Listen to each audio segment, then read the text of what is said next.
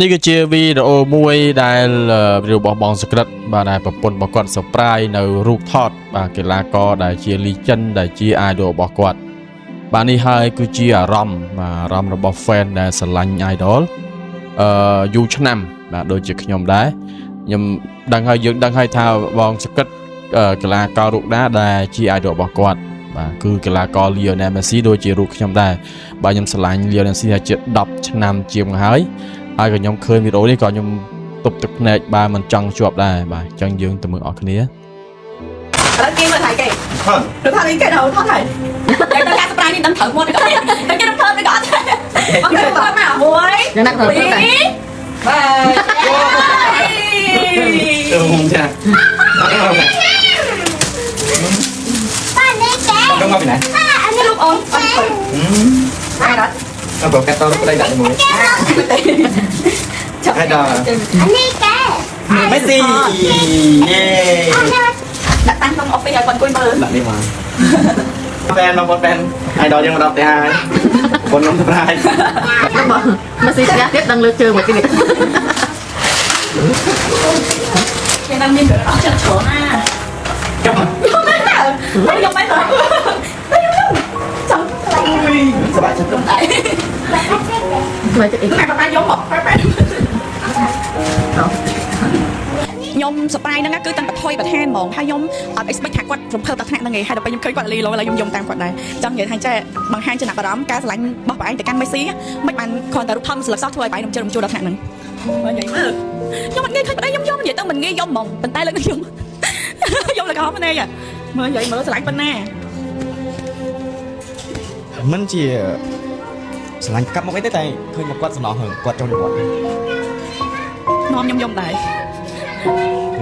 គាត់មើលចាំមើលបាទគាត់ស្គាល់ Messi 2011ហើយ2026ហើយឆ្នាំ5 10ឆ្នាំហ្នឹងអញ្ចឹងឈ្មោះគាត់ដកជាប់នឹងចិត្តបងហ្នឹងចេះយើងតាមដានរបៀបគាត់លេងហ្នឹងតាំងពី2010 2011មកតែដល់ពេលឃើញគាត់ចាស់ហើយគាត់ចិត្តចូលគាត់ហ្នឹងគេចេះស្ដាយ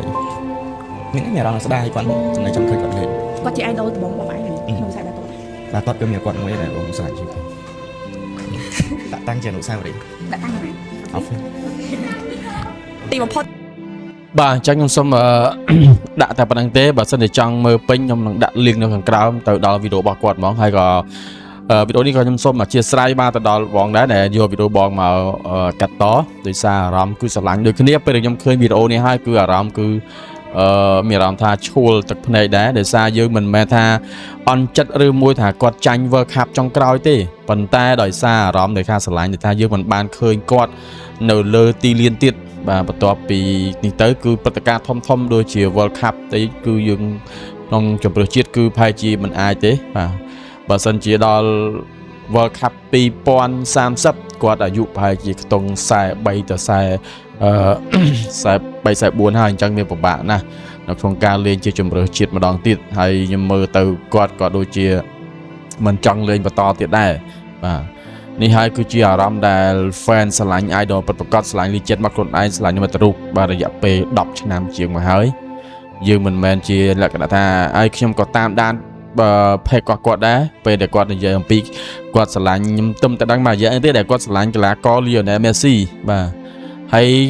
ទោះបីជាគាត់ស្រឡាញ់ Lionel Messi ក៏គាត់មិនដែលទៅវាយប្រហារកីឡាករណាមួយដែរថាខ្លួនគឺជាកីឡាករដែលខ្លាំងជាងក្នុងតែគាត់គឺនៅកណ្ដាលប៉ុន្តែ idol របស់គាត់គឺ Lionel Messi បាទនេះហើយគឺជាអារម្មណ៍មកយើងកុំណាស្រឡាញ់ដែរទៅស្រឡាញ់ទៅតែកុំប្រមាថ